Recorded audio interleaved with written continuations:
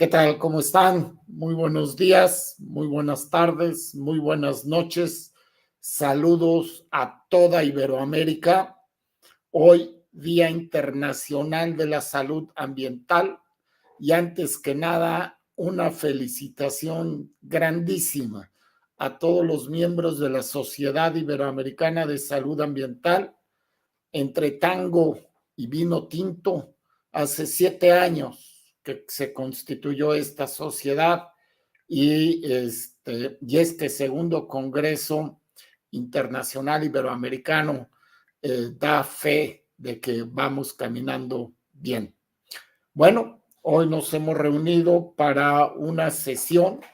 El título de la misma: Salud planetaria en escenarios endémicos, derechos humanos y de la naturaleza, todas las... tenemos 4 extraordinarios ponentes, cada uno con una de las visiones de la salud planetaria. En primer lugar, el doctor Horacio Riojas, del Instituto Nacional de Salud Pública en México. Él coordina el programa de su instituto, del Instituto Nacional de Salud Pública en México, en salud planetaria, y es uno de los coordinadores de la red nacional en esta materia, en salud planetaria. Él nos va a hablar de una visión latinoamericana de esta nueva, él nos va a decir si ya la podemos llamar disciplina o no, y esperemos que al final de los videos nos pueda hablar más del trabajo que está desarrollando. Buenos días, doctor Riojas. Buenos días y muchas gracias por la invitación. Muy contento de estar aquí con ustedes. Gracias. En segundo término tenemos al doctor Francisco Marmolejo. Él es mexicano de origen, pero ha desarrollado su actividad académica en Boston, en Harvard y próximamente en el Boston College. El doctor Francisco Marmolejo nos va a dar una visión divertidísima desde otra área. Nos va a quitar un poquito la comodidad que tenemos de la salud ambiental y nos va a meter, sí, perdónenme, matemáticas. El doctor Francisco Marmolejo nos va a hablar de una red muy, muy increíble, ¿no? Sí tiene que ver con algoritmos, sí tiene que ver con inteligencia artificial, sí tiene que ver con modelaje matemático, pero todo enfocado a la equidad. Tienen ya proyectos en el área de la salud, del cambio climático, y nos va a dar una entradita a todas las cosas maravillosas que está haciendo. Y la idea de invitarlo es que se animen a contactarlo. Él tiene muchísimos proyectos, tiene una visión muy interesante de inclusión. Al igual que con el doctor Riojas, esperemos que al final de los videos, él en su video nos presenta la red y nos invita a participar. Pero al final ojalá podamos darle más la palabra y que nos explique un poquito más de las cosas que quieren hacer en conjunto con América Latina. Francisco, muchísimas gracias por estar con nosotros y bienvenido. Muchas gracias, doctor. Gracias por la invitación. Es un gran honor estar aquí. Encantado de platicar más y de compartir estas perspectivas y aprender de todos quienes están acá. Gracias. Gracias. En tercer término está la doctora Julia Gorman. Ella se disculpa por no puede estar el día con nosotros. Ella es consultora y pertenece al programa de salud ambiental infantil de la Organización Mundial de la Salud en Ginebra. Su corto video es sobre, va a estar en inglés, pues tienen oportunidad de practicar la lengua. Y no quisimos dejar de pasar en una reunión de la salud planetaria, dejar a los niños del fuego. Yo creo que la niñez es uno de los grandes grupos afectados por la salud planetaria y cada vez que podamos tenemos que recordar, sobre todo porque uno de los elementos más importantes de la salud planetaria es la equidad transgeneracional. Entonces, la niñez está con nosotros el día de hoy, con voz de la Organización Mundial de la Salud. Y finalmente, por supuesto, el otro grupo vulnerable, ¿sí? Y en representación de la naturaleza, va a hablar el doctor Guillermo Espinosa. Él es investigador de nuestro grupo en la Universidad Autónoma de San Luis Potosí, en la Facultad de Medicina, pero es biólogo y tiene una visión muy interesante, una visión de una salud, de lo que ahora se llama One Health, y cómo está trabajando una ciénaga, tratando de proteger uno de los límites planetarios que es la biodiversidad. Entonces, el doctor Guillermo Espinosa no se ha conectado, pero con muchísimo gusto, déjenos todas las preguntas. Les invito a hacer preguntas, les invito a poner sus comentarios. Vamos a pasar todos los videos de corrido para ahorrarnos tiempo y tener más minutos con ustedes al final de la sesión. Bueno, sean todos bienvenidos, tómense su cafecito, su té, su mate y comenzamos.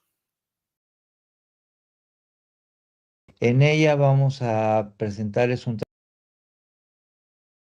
todos. Gracias por estar aquí para escuchar esta presentación.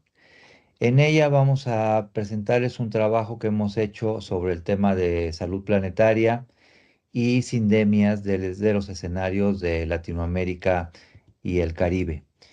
El propósito de este trabajo es aproximarnos al concepto de salud planetaria, el cual básicamente actualiza nuestra visión que tenemos sobre el ambiente, la salud, la crisis ambiental y sus riesgos a la salud, y que como sabemos se basa en el análisis de los límites planetarios y las consecuencias de su transgresión. Específicamente en este trabajo hemos hecho una relatoría y un análisis de lo que significa la salud planetaria desde los escenarios de América Latina comparados y en contraste con lo que se vive en el norte global. Lo que hacemos en este trabajo es mostrar la situación de los límites planetarios desde nuestra perspectiva, ver la situación actual de la transgresión de estos límites planetarios y hacer algunos comentarios sobre los efectos que tiene para la salud humana. Aquí presentamos dos conceptos de salud planetaria. Este enfoque, por una parte, se ve o se conceptualiza como la consecución del nivel máximo de salud, tanto para los sistemas naturales como para la salud humana, mediante la integración de varios sistemas humanos como los políticos, los económicos y los sociales. Pero en realidad nos gusta más la segunda definición, que habla de la apertura de este campo transdisciplinar y también de un movimiento social, lo cual implica la participación de diversos sectores y que está orientado a soluciones centradas en el análisis y el abordaje de los impactos de las irrupciones humanas en los sistemas naturales de la Tierra, en la salud y en la vida en el planeta. Esta definición nos permite visualizar la salud planetaria desde una visión multitransdisciplinar y también con una necesidad de intervenciones transsectoriales y con participación de diversos actores. Específicamente en este trabajo queremos hacer visible la diferencia que hay con relación a la crisis ambiental global entre el norte global y el sur global. O sea, básicamente lo primero de lo que queremos hablar es de que la salud planetaria y la crisis ambiental global no se ve de la misma manera desde el norte global que desde el sur, ni tampoco han sido iguales históricamente los impactos que ha tenido el norte global en los ecosistemas comparados con los del sur global.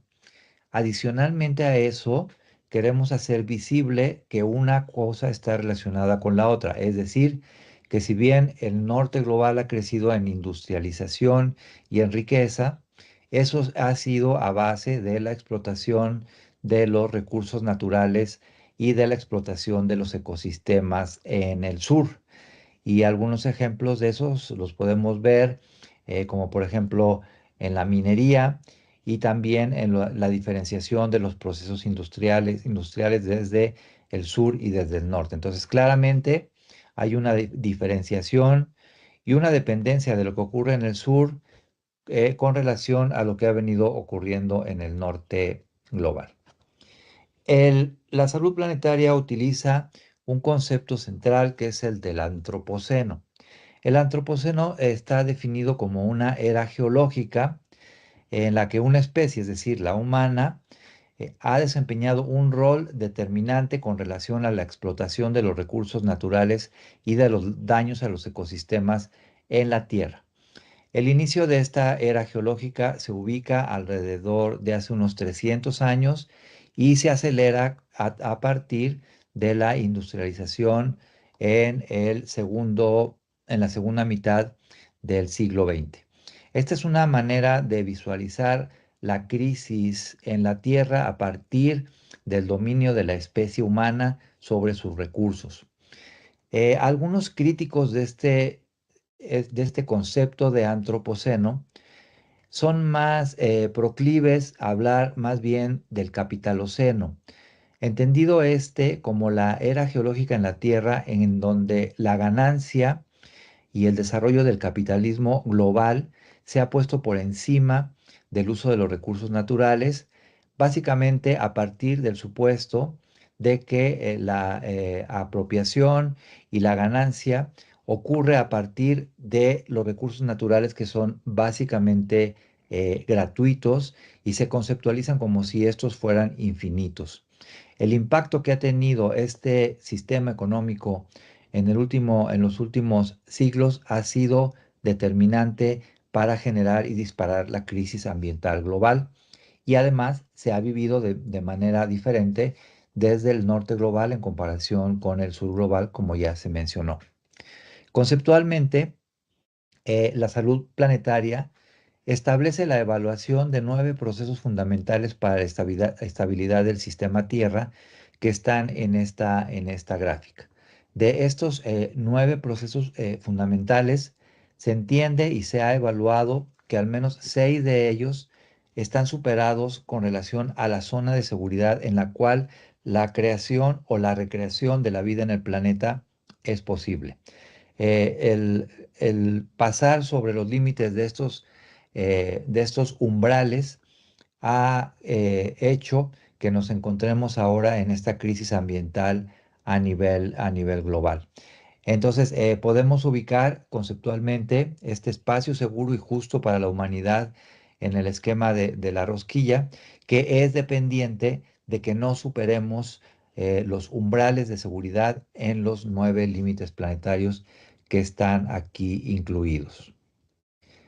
Lo que nosotros hicimos en el trabajo fue recuperar el concepto o el marco teórico de los límites planetarios y a partir de ahí realizamos una recopilación de indicadores ambientales a nivel de la región de Latinoamérica y a nivel de país para establecer un diagnóstico. Básicamente, responder a la pregunta de cómo están los límites planetarios en la región de América Latina y el Caribe.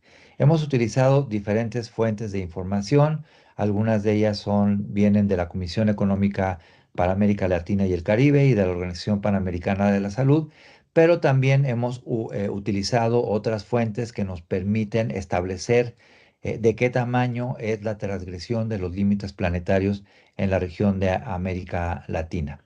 Entonces, a partir de este marco, hemos hecho la recopilación de una serie de indicadores que presentaremos enseguida.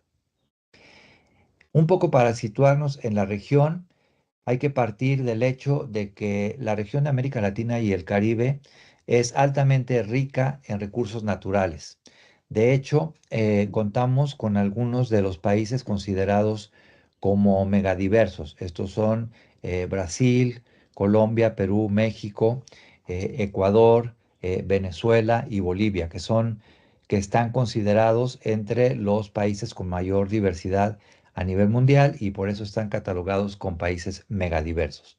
Pero a pesar de esta riqueza en los ecosistemas, en todos ellos está ocurriendo de manera muy importante una crisis que se refleja en la pérdida de especies, de diferentes tipos de especies, tanto animales como vegetales, que ha hecho de la región una de las que tienen una mayor tasa de pérdida de biodiversidad en el mundo. De hecho, cuando se revisan los diagnósticos mundiales, América Latina es la región que tiene una tasa de pérdida de biodiversidad más alta.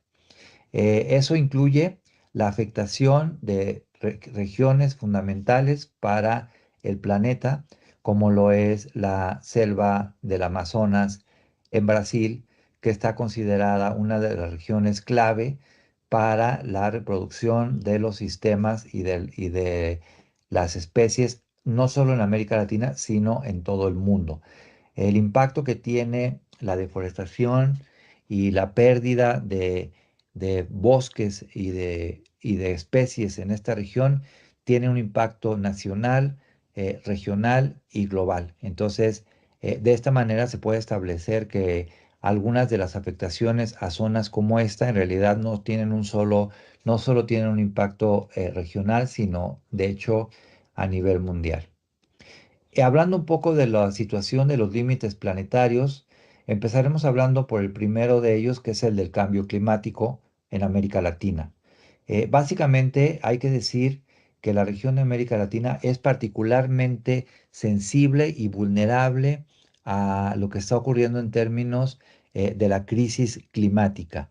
El incremento en las temperaturas que se ha observado en varios países, prácticamente en todos, hemos visto cómo en algunos de ellos, como Paraguay, se han presentado los mayores incrementos en la temperatura media anual, pero tenemos otros cuyo incremento en las temperaturas ha sido significativo.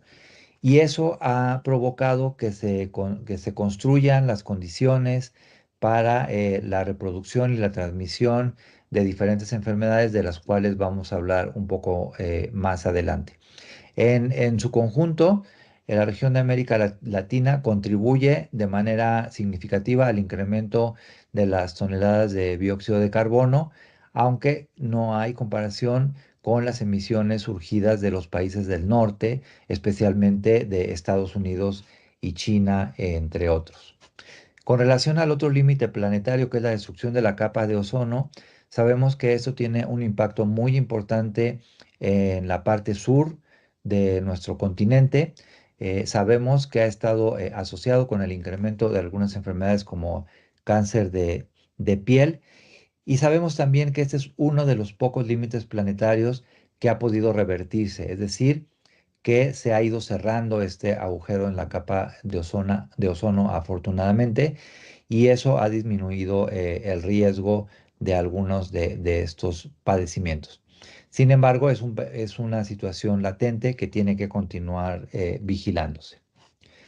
En cuanto a los aerosoles atmosféricos, eh, la región presenta una situación delicada, tanto por los aerosoles que recibe una parte del continente de los polvos del Sahara que se desplazan en algunas épocas como esta en el año y que llegan en concentraciones bastante importantes a algunas zonas, sobre todo del Caribe y de Norteamérica, entre ellas México.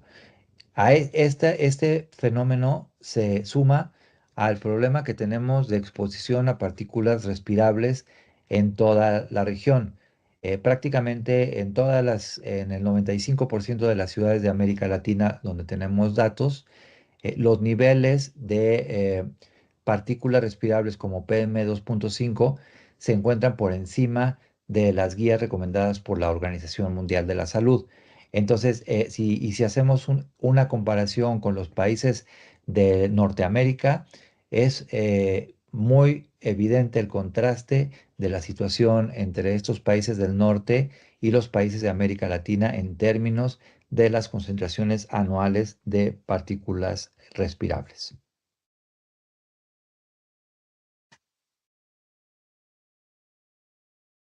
Planetarios fundamentales es el de la integridad de la biodiversidad.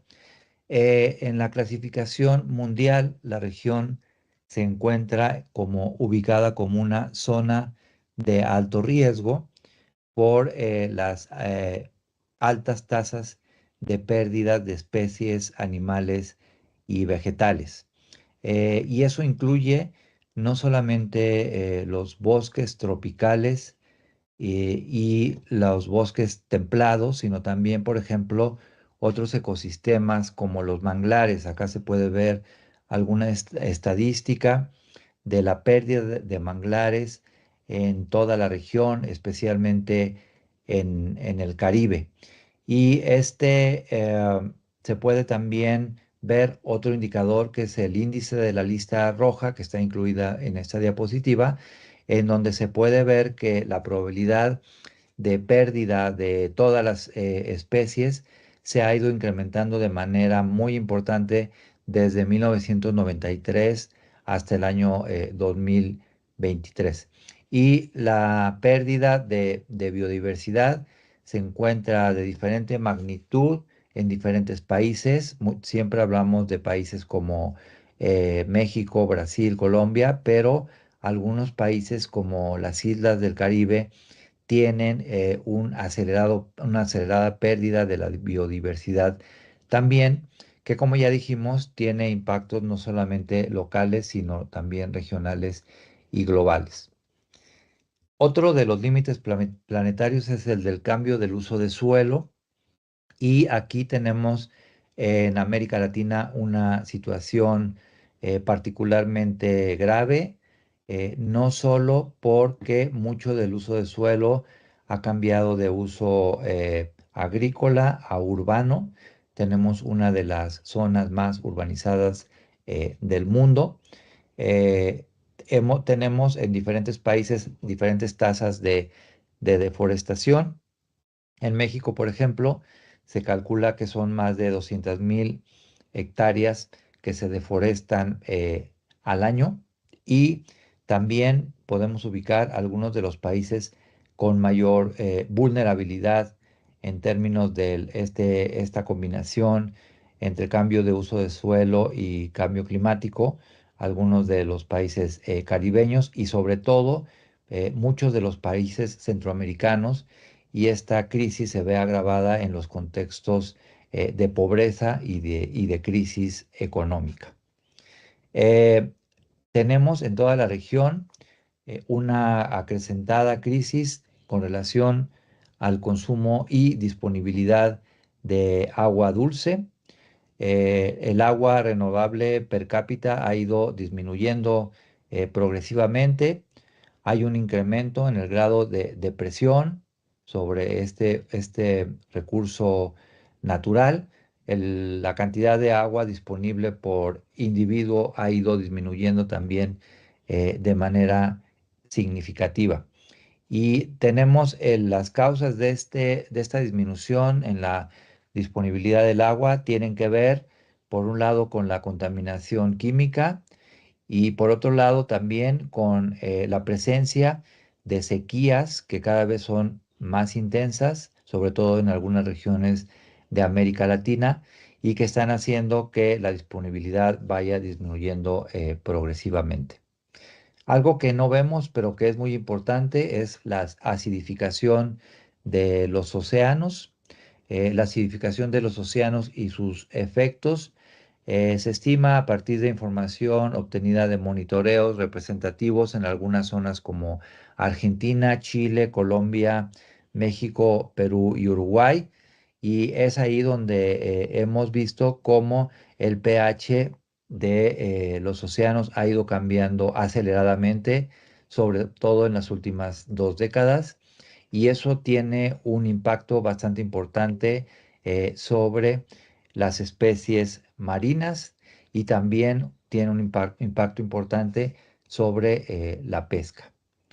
Tenemos este límite planetario relacionado con los ciclos de fósforo y nitrógeno, que se relaciona básicamente con la intensificación del uso agrícola, y vemos cómo hay amplias zonas de Latinoamérica que están afectadas por el incremento en la intensidad del uso de fertilizantes, que se reporta en kilogramos por hectárea de uso agrícola, que hasta ahora en la región de Latinoamérica ha alcanzado un promedio de hasta 203 kilogramos por hectárea, lo cual es bastante elevado.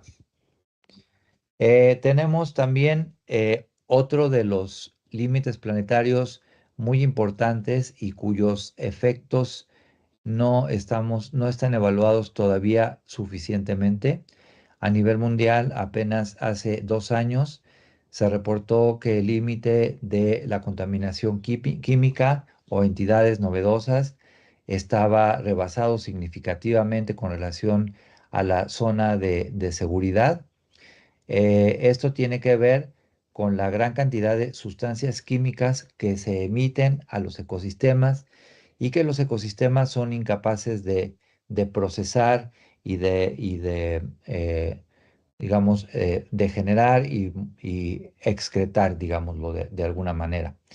Y la cantidad de sustancias químicas liberadas o presentes en la región de América Latina es prácticamente incontable. Son pocos países los que tienen unos buenos inventarios de cuántas sustancias químicas están circulando en sus países y mucho menos tenemos estimación de la exposición, es decir, del grado de intoxicación que están sufriendo diferentes especies vegetales y animales, e incluso nosotros como humanos no tenemos una buena estimación de la cantidad de exposición que tenemos a varias sustancias. Sabemos algunas cosas sobre el plomo, el mercurio, los contaminantes químicos atmosféricos, pero en realidad es tan importante y tan alta la cantidad de sustancias químicas que es muy difícil tener una estimación de la exposición y de los efectos a estas sustancias que se incrementan cada vez más en el ambiente. De aquí podemos pasar a acercarnos un poco más a lo que es la relación entre los límites planetarios y su impacto en la salud humana. De manera general, podemos visualizar que los impactos en la salud son agudos, pero sobre todo son crónicos y tienen un impacto sobre la generación actual y también sobre la generación futura. Podemos establecer y visualizar algunos impactos inmediatos, como es el incremento de enfermedades transmitidas por vectores, por ejemplo, o el incremento de las tasas de golpes de calor en nuestros países, pero la combinación entre la vulnerabilidad social y la incidencia de efectos combinados como cambio climático, exposición a sustancias químicas, escasez de agua, entre otros, puede generar un impacto bastante importante, sobre todo en las enfermedades crónico-degenerativas a largo plazo, así como en la inseguridad alimentaria. Aquí tenemos algunos ejemplos de impactos en salud humana. Ya hablamos del cambio climático y del incremento que hay en los espacios en donde se ha encontrado ya idoneidad del clima para transmitir enfermedades transmitidas por vectores. El principal caso que tenemos, o uno de los principales, es el dengue, en donde vemos que se ha incrementado hasta en un 54% los sitios de potencial transmisión de esta enfermedad. Sobre los aerosoles atmosféricos, ya mencionamos que a nivel mundial, solamente por exposición a contaminantes en exteriores, se calculan más de 4.2 millones de muertes a nivel global. Y en América Latina también tenemos que añadir el tema de la contaminación intramuros, porque todavía hay muchas regiones que utilizan materiales sólidos como leña para cocinar y para calentar las viviendas, y eso también genera enfermedades respiratorias y contribuye a la mortalidad por enfermedades cardiovasculares. Sobre el consumo de agua, La crisis hídrica se ha acentuado de manera importante en varios países, como algunos de Centroamérica, algunas regiones del norte de Brasil, el norte de México y otras. Y básicamente eso ha contribuido a entrar en una crisis alimentaria importante, pero también y paradójicamente se contribuye a la aparición de otras enfermedades, justo como el dengue, porque el agua se tiene que almacenar y se generan muchos criaderos de moscos que contribuyen a que estas enfermedades se incrementen. El cambio de uso de suelo. Aquí tenemos que hablar específicamente de la crisis en los sistemas agroalimentarios en el mundo, pero particularmente en América Latina, básicamente y sobre todo en donde se promueven los sistemas de monocultivos, de grandes monocultivos, altamente demandantes de sustancias químicas. Y por otro lado, en muchas zonas de la región, especialmente las más vulnerables, hay un riesgo de hambruna, de escasez de alimentos en los escenarios de cambio climático. Entonces, la revisión de los sistemas de producción y consumo de alimentos es altamente relevante en estos momentos para nuestra región y claramente es una de las prioridades. Y ya hablamos también de la contaminación y liberación de entidades novedosas.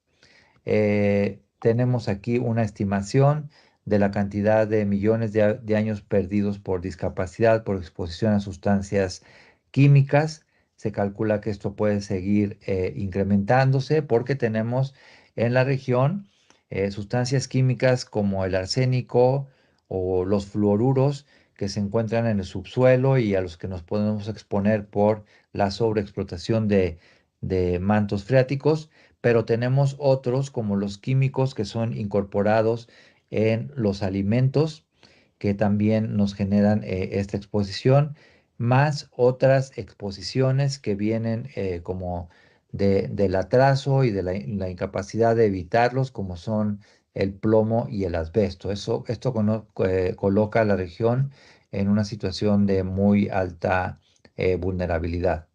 Rápidamente hablar de los ciclos de fósforo-nitrógeno, que también están vinculados a los sistemas de agroproducción, y lo que ya hablamos sobre la acidificación de los océanos, que particularmente en algunas regiones como el Caribe, Centroamérica y Ecuador es bastante alta y que está generando también crisis en las pesquerías como una alternativa para acceder a los alimentos.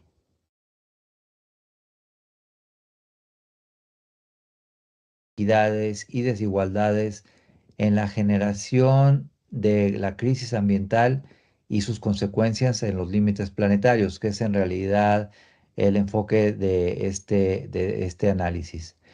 En nuestra región, esta crisis ambiental, esta crisis climática, como dice acá, nos toma en condiciones particularmente desventajosas producto de la degradación ambiental generada por los países del norte durante los últimos 400 años, es decir, desde la colonización hasta el impulso del sistema capitalista global, digamos, el saqueo de los recursos naturales por parte de los países del norte ha sido muy fuerte y después también el desarrollo del capitalismo en nuestros países. Entonces, los efectos en la generación y en las consecuencias se tienen que analizar desde una perspectiva de inequidades.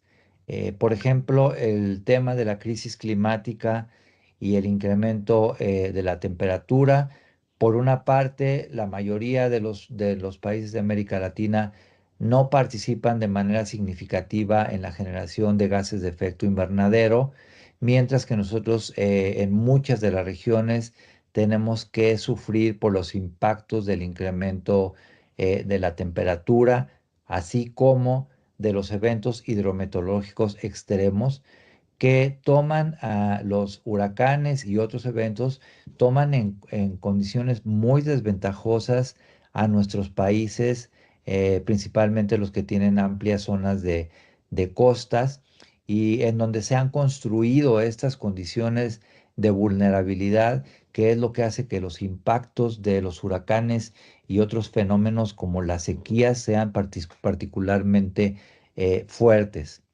De igual manera, si hablamos de la presencia de sustancias químicas, pues nos enfrentamos ante una situación en donde la regulación en los países latinoamericanos de la emisión y exposición a sustancias químicas es bastante pobre en comparación con los países del norte global, a pesar de que muchas de las emisiones, por ejemplo, de la industria proviene de industrias que pertenecen justamente a países del norte. Entonces, todas estas inequidades en los dos polos, tanto en la generación como en el sufrir las consecuencias, hacen que la región de América Latina y el Caribe sea particularmente vulnerable y en donde las políticas de respuesta tendrían que generarse de una manera mucho más rápida y mucho más activa, contando siempre con acuerdos equitativos con estos países del norte que en realidad han contribuido y siguen contribuyendo de manera muy importante a la crisis. Entonces, tenemos algunos ejemplos de cómo han sido estos procesos de degradación en nuestros países, particularmente bajo el enfoque del extractivismo, cuyo ejemplo más claro es el de la minería, pero existen otros, que es lo que hace que nos coloquemos en estas situaciones de vulnerabilidad. Es necesario realizar estos análisis subregionales y por países para poder observar y hacer esta diferenciación en las inequidades espaciotemporales que en realidad están cruzadas por unas diferencias sociales bastante marcadas en nuestra región. Uno de los mayores desafíos científicos que enfrenta el abordaje de los límites planetarios es que no se considera a la salud humana. En realidad hemos visto estos 9 límites planetarios y creemos que alrededor de ellos o en el centro de ellos o cruzando todos ellos es necesario también incorporar la situación de la salud humana. Como hemos visto en este trabajo, se puede establecer la relación que existe entre, entre superar estos límites planetarios y algunos de los efectos en salud, pero sería necesario incorporarlo más en los diagnósticos, en los análisis y en las metas. Hay que hablar también de las políticas globales, regionales y nacionales. Es decir, si nosotros, digamos, hemos sufrido estas consecuencias del extractivismo y otras políticas económicas que vienen del norte, es muy necesario que las nuevas políticas en cuanto al uso de sustancias químicas, la producción de alimentos y otras, realmente puedan surgir y estar vinculadas y que tomar en cuenta los intereses de los países del sur, porque si no vamos a seguir dependiendo de políticas de producción de alimentos, de sustancias químicas de que nosotros tenemos que sufrir. Lo que queremos decir es que no se trata solamente de las respuestas locales, sino también de lograr acuerdos internacionales suficientemente fuertes para intentar revertir esta situación. Hay algunos ejemplos de cultivos o procesos de producción que afectan significativamente los límites planetarios en nuestra región. Aquí hay dos ejemplos ampliamente conocidos por todos nosotros, como es la plantación de la palma de aceite y la soja, que son altamente demandantes de servicios ambientales. Y aquí podemos ver todos los límites planetarios que están vinculados con este tipo de producción y los países en Latinoamérica donde se promueve este tipo de producción que a la larga va a ser muy poco sustentables para nuestras regiones. Tenemos algunos ejemplos que progresivamente han ido tomando las políticas nacionales, como algunas políticas de reforestación que se han dado en Brasil y Colombia en los últimos 2 años, en los que se ha podido ver que realmente estas políticas y prácticas de deforestación pueden ser revertidas. Y esto ha ocurrido en estos dos países que son particularmente sensibles a la deforestación. Entonces, sí tendríamos que impulsar este tipo de proyectos de reforestación a nivel de toda la región. Ya hablábamos de los límites planetarios que afecta la minería, tanto en la minería artesanal o de pequeña escala, como la minería a cielo abierto. Y acá sí es ejemplar el ver cómo algunos países de Latinoamérica han ido progresivamente prohibiendo la explotación minera, primero de tajo abierto y después cualquier tipo de extracción, porque como sabemos muy bien, la pérdida de suelo y de otros recursos naturales que provoca esta minería no es recuperable. Entonces, estas políticas regionales de prohibición de la minería a cielo abierto deberían de impulsarse con mayor fuerza, así como el desarrollar e impulsar las actividades secundarias al convenio de Minamata, que tiene que ver con la explotación del mercurio y su uso en la minería en general. Entonces, son ejemplos de políticas regionales que pueden ser altamente benéficas eh, para la región. La región ha tenido un mayor crecimiento de la participación de fuentes renovables. Es otro tema regional que se puede mejorar siempre y cuando esta transición energética sea equitativa. Podemos ir transitando hacia fuentes más limpias y seguras en la producción de energía, como la energía eólica y la energía solar. Actualmente, como pueden ver acá, hay una diferencia muy importante en el porcentaje de la energía que generan los países comparando energías renovables con no renovables. Esperaríamos que en un mediano plazo hubiera avances significativos en este sentido, como estamos diciendo, en estos programas de transición energética equitativa. Tenemos en la región, hay muchos convenios internacionales firmados por países latinoamericanos, los que incluyen el cambio climático, la destrucción de la capa de ozono, los aerosoles y otros, aunque la firma de estos convenios no siempre lleva consigo el desarrollo de políticas globales y financiamientos que hagan posible revertir en nuestros países los efectos de la transgresión de estos límites planetarios.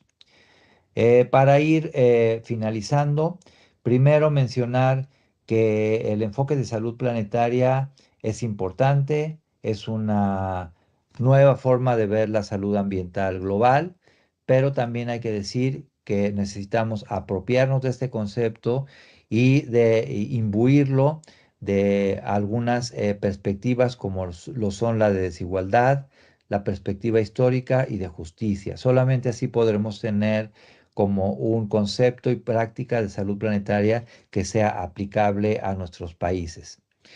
Como ya vimos, los efectos de la crisis ambiental global se vienen acentuando más rápidamente en América Latina en comparación con otras regiones por las condiciones de desigualdad históricamente creadas. Requeriríamos de revertir la situación modificando las relaciones económicas con relación al norte global, porque de otra manera esto se ve particularmente difícil. Ya vimos algunas otras medidas que se pueden ir implementando, como revertir el tema de la deforestación, la transición energética y también la modificación en las formas de producir y consumir alimentos. Estos esfuerzos deben orientarse el abastecimiento de cadenas de suministro de deforestación cero, es decir, transitar hacia modelos de producción y dietas saludables y sustentables. Tenemos que modificar la gobernanza de la salud planetaria. Tenemos que tener una gobernanza eficiente que asegure la protección de los territorios, que incluya también este tema de los desplazamientos de los pueblos originarios. Y por otra parte, tenemos que impulsar nuevas formas de investigación que generen conocimiento sobre efectos actuales y riesgos futuros con relación a la perspectiva de salud planetaria desde nuestra región. Necesitamos construir conocimiento que sea la base para actuar de manera local y regional. Estamos conscientes que en la región existen obstáculos económicos y políticos que dificultan el viraje hacia esta nueva visión de salud planetaria. Hay obstáculos que sí vienen desde los países del norte, pero también hay obstáculos que provienen de las políticas económicas en nuestros países que básicamente se siguen sustentando en la explotación de los recursos naturales. Entonces, finalmente, mencionar que es urgente impulsar el trabajo de salud planetaria desde nuestra región con esta perspectiva de justicia y compromiso por parte también de los países del norte global. Creemos que esta reflexión finalmente le da o le imbuye al concepto de salud planetaria de otra perspectiva que incorpora el recuperar cómo ha sido la historia de la degradación ambiental en nuestros países y que incorpora también la perspectiva de desigualdad y de alta vulnerabilidad que tienen las poblaciones en nuestra región. Y eso es todo por mi parte. Muchas gracias y quedamos pendientes de cualquier comentario o pregunta. Hola, buenos días, tardes. Mi nombre es Francisco Marmolejo Cosío. Es un gran gusto estar aquí presentando mi trabajo con ustedes, el trabajo de una organización para la cual llevo mucho tiempo trabajando, los últimos años. Voy a compartir mi pantalla y comenzar con mi presentación. Perfecto. Creo que ya estoy compartiendo. Así que bueno, hoy yo voy a platicar sobre conectar la investigación y la práctica con la meta de la equidad y el acceso, que es una visión general de una iniciativa de investigación que por sus siglas en inglés es EAMO, pero en inglés la pronunciamos IMO, así que voy a estar nombrándola como IMO en la presentación. Actualmente soy investigador postdoctoral en la Universidad de Harvard. Voy a empezar como profesor asistente de computación en el Boston College y es un gran gusto compartir este trabajo con ustedes y de fomentar lazos para colaboración en el futuro. Pues una pequeña agenda de mi plática. Yo voy a empezar por dar una introducción a lo que es IMO y dentro de esto voy a platicar de las áreas claves de investigación que existen dentro de la comunidad IMO, que voy a destacar 5 en particular. La de equidad algorítmica y mitigación de sesgos, de políticas educativas y acceso, servicios de salud y sociales que va a ser de interés en esta comunidad, gobernanza, leyes y políticas, y finalmente voy a terminar por hablar de asignación y optimización de recursos. Y para esto, de hecho, me voy a enfocar en un proyecto en particular sobre maximizar el beneficio de pruebas de COVID limitadas. Y voy a terminar la presentación hablando del futuro de esta iniciativa, de una conferencia que tenemos como parte de esta iniciativa y el futuro en particular en América Latina que vemos también. Y pues por empezar, pues, ¿qué es IMO? IMO es una organización sin fines de lucro que fomenta investigación y trabajo práctico en esta área de las siglas de equidad y acceso en algoritmos, mecanismos y optimización. Y nuestra misión es precisa, la ha sido desde el 2016, en construir una comunidad de investigación que coloca las perspectivas de los grupos marginados en la base de los sistemas algorítmicos y de asignación de recursos. Y aquí lo importante, lo que quiero destacar es que la misión de IMO siempre ha sido trabajar para y por comunidades afectadas, dando énfasis en que se les dé un lugar en el proceso de investigación de la teoría a la práctica. Y como mencioné, es una iniciativa que de hecho se fundó hace ya 8 años, inicialmente como diseño de mecanismos para el bien social. Y aquí el contexto es relevante de por qué hemos creado esta iniciativa, por qué seguimos adelante y seguimos creciendo, es que vemos que los algoritmos y las soluciones tecnológicas ofrecen un gran potencial, pero al mismo tiempo las comunidades más afectadas no siempre juegan un rol en el proceso de investigación y de creación de estas tecnologías. Y además hay una desconexión en la utilidad que supuestamente dan estas herramientas para estas comunidades. Y precisamente dentro de esta desconexión, esta brecha es donde trabajamos y trabajamos para cerrar estas brechas que existen en estas expectativas y en esta participación en el proceso de investigación. Y por lo mismo, trabajamos mucho con comunidades interdisciplinarias para resolver estos desafíos sociales y de equidad. Y bueno, y ponemos un gran énfasis en el trabajo con gente en la práctica para hacer trabajos relevantes e implementables en comunidades impactadas.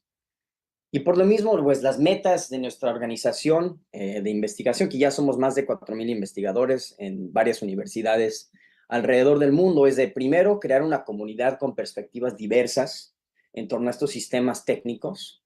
Aquí el trabajo interdisciplinario que mencioné.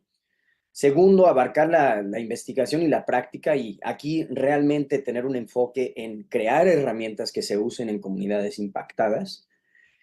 También, como tercera parte, priorizamos diversidad de percepciones, de opiniones, de experiencias vividas que nos ayudan a entender más el impacto de tecnologías en varias comunidades alrededor del mundo.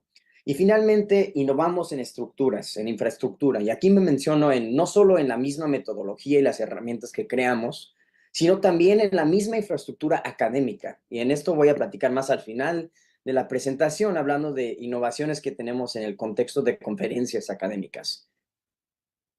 Y la estructura de organización de IMO es realmente de 2 ramas principales.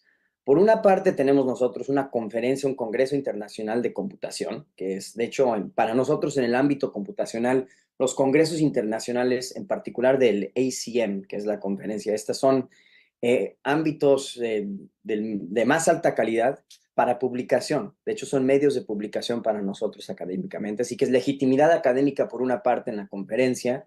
Y por otra parte tenemos el organismo de creación de investigación que es IMO Bridges, puentes en inglés, que es una iniciativa y una comunidad de investigación que de ahí realmente es donde surgió toda esta iniciativa, donde tenemos varias actividades, grupos de trabajo virtuales, coloquios virtuales una vez al mes, y de ahí es donde realmente es como el motor de la organización, donde varios investigadores jóvenes con energía y ganas de hacer cambios positivos para el mundo se reúnen para crear estas perspectivas de investigación interdisciplinarias para problemas de relevancia social a nivel mundial.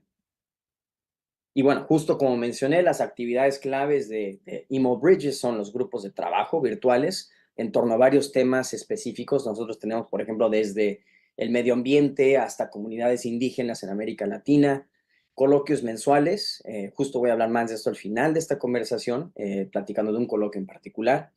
Y bueno, y también tenemos un programa de investigación para mujeres indígenas, ahorita en México, pero expandiendo al resto de América Latina, para aprender de sus comunidades, de sus experiencias vividas y de crear proyectos de investigación de relevancia para temas que ellas proponen importantes en sus comunidades.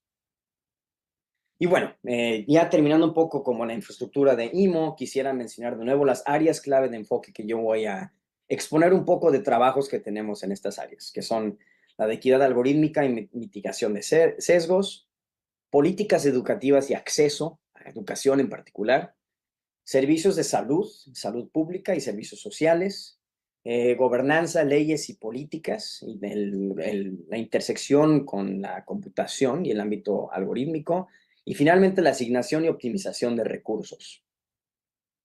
Y bueno, empezando por equidad algorítmica y mitigación de sesgos, lo que voy a destacar una descripción muy rápida de varios de estos trabajos que se han publicado en nuestra conferencia, para mencionar de nuevo que un buen punto de partida para trabajos interdisciplinarios con computación, inteligencia artificial, optimización, sociología, salud pública, surgen de estos trabajos que nosotros publicamos en nuestro medio de publicación, que es la conferencia IMO.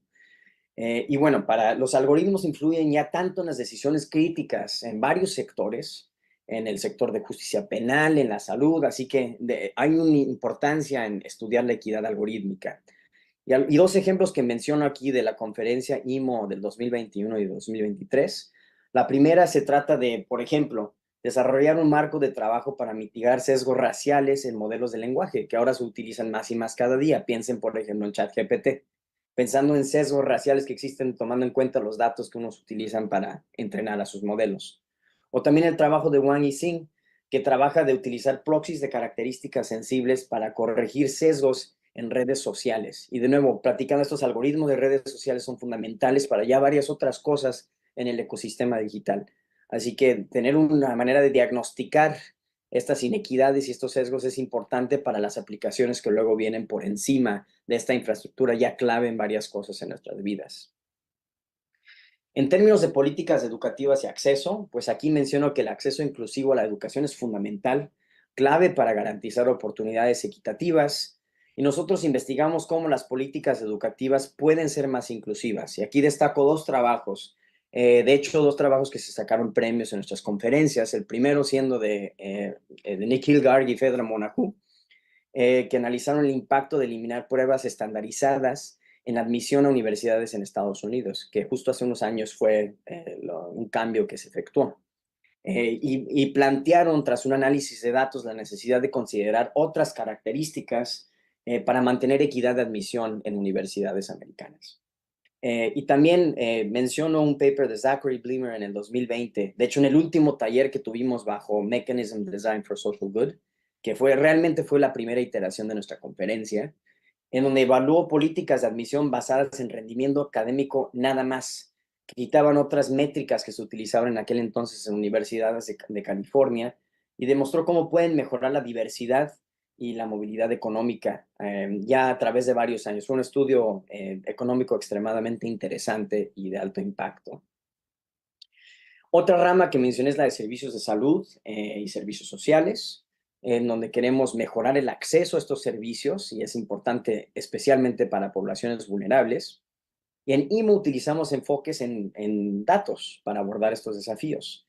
El primer paper que menciono, que se sacó, de hecho, el premio de mejor paper en el taller del 2020 de Brian Wilder, fue de realizar un ensayo clínico, un estudio clínico sobre una intervención de inteligencia artificial para identificar en las redes sociales de jóvenes sin hogar en California quién pudiese ser un punto de entrada e intervención para prevenir el SIDA, el VIH en estas comunidades.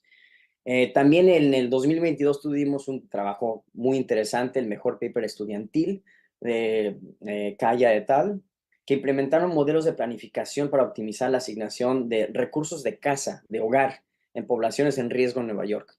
De hecho, fue una optimización interesante de cómo asignar individuos en riesgo en este caso, el recurso limitado de casas y hogares en Nueva York. En cuanto a gobernanza, leyes y política, ya de nuevo, como mencioné, estas metodologías algorítmicas ya suelen ser un paso fundamental en varios temas de nuestras vidas, y aquí necesitamos promover la equidad y la transparencia en la administración. Y menciono el paper de Rahman et al., en particular del 2022, en nuestra conferencia, que identificó sesgos sistémicos en las decisiones de asilo, en particular, en Estados Unidos en particular, pero subrayando las necesidades de métricas estandarizadas para abordar estas inequidades. Y de hecho hay una gran rama de trabajo en la asignación de asilos, en esta optimización de tenemos este recurso limitado, tantas localidades en donde puedan estar gente refugiados de asilo de otras partes, cómo les asignamos a localidades, y es un problema de optimización y de computación interesante que requiere la perspectiva de las comunidades impactadas también. Otro trabajo interesante es el de Deshpande et al., de hecho el año pasado, en IMO del año pasado, que fue en Boston, que analiza la manipulación de distritos electorales, lo que es, por ejemplo, el gerrymandering aquí en Estados Unidos, que uno dibuja distritos de maneras distintas para, de hecho, tener influencia en el proceso electoral. Fue un estudio que destacaba la necesidad de medidas de políticas robustas para mitigar el impacto de este fenómeno. Y finalmente voy a platicar de asignación y optimización de recursos. Y esto es de desarrollar algoritmos. De hecho, esta es una de las ramas más fundamentales de intersección de política pública y la práctica con optimización y algoritmos, que es cómo asignar de manera eficiente y equitativa recursos claves para maximizar bienestar social. Y aquí menciono dos trabajos destacados. Uno de Casey Teitelbaum, que utiliza la optimización combinatoria adaptiva, que es una metodología algorítmica para ver cómo reasignar a refugiados bajo incertidumbre, también siguiendo esta rama de refugiados y asilo político y este proceso de asignación de refugiados a localidades. Y también hay un trabajo de Levy et al. De 2020 que ya se publicó posteriormente en 2022 en otras revistas para implementar modelos de optimización en cómo asignar inversiones de gobierno para aumentar el consumo de alimentos saludable. Tenemos estos bancos de comida, por ejemplo, y la pregunta es, ¿a quién le asignamos la comida que tenemos recolectada en los bancos? Y este problema, este punto de decisión de optimización es inmenso, requiere ayuda computacional y la pregunta es cómo modelamos esto. Y bueno, y también lo que voy a destacar, de hecho, como ya más a fondo, es un trabajo en particular sobre optimización de recursos en este ámbito social, que de hecho es un trabajo en el cual yo estaba involucrado durante varios años en la pandemia, de maximizar el beneficio de un número limitado de pruebas COVID, que fue un trabajo que cierta parte de este trabajo fue publicado, por ejemplo, en 2021 en IMO.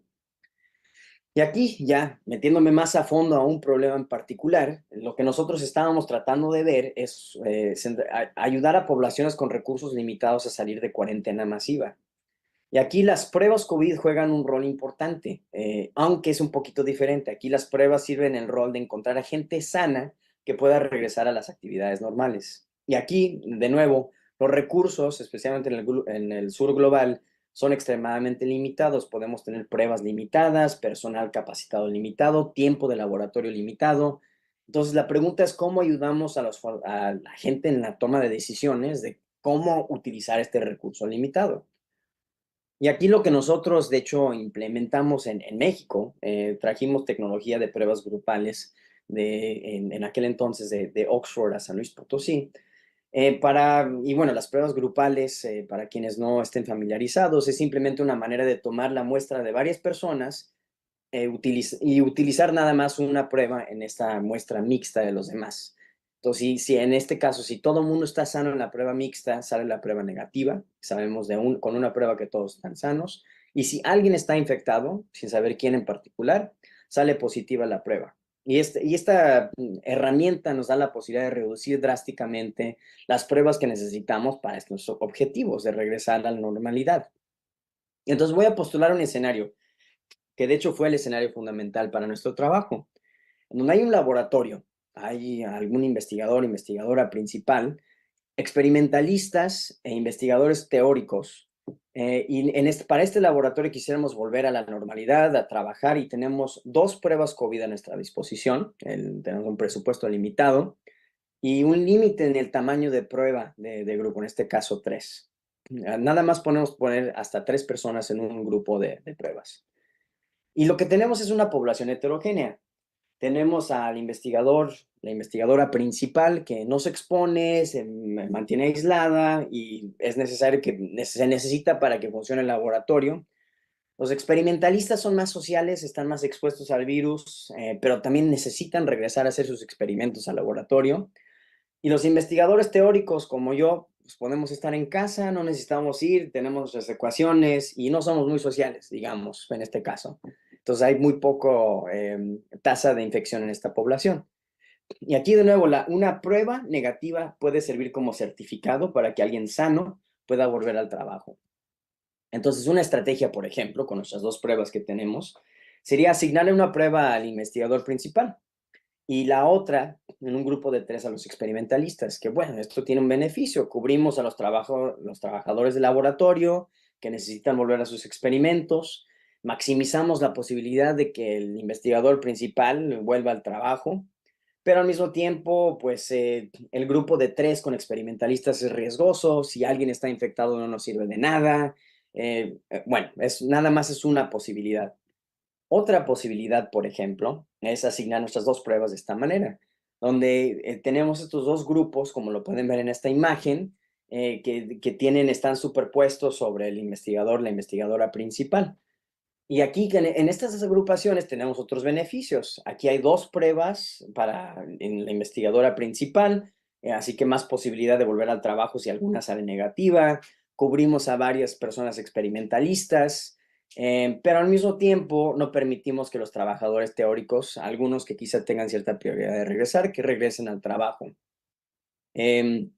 Así que otra posibilidad, tercera, es cambiar el grupo de la derecha para que tenga 2 gente teórica. Y ahora otro beneficio siendo que el grupo de la derecha, ya que tiene a varios teóricos, es muy posible que esté negativo ese grupo, que sea un certificado de volver al trabajo.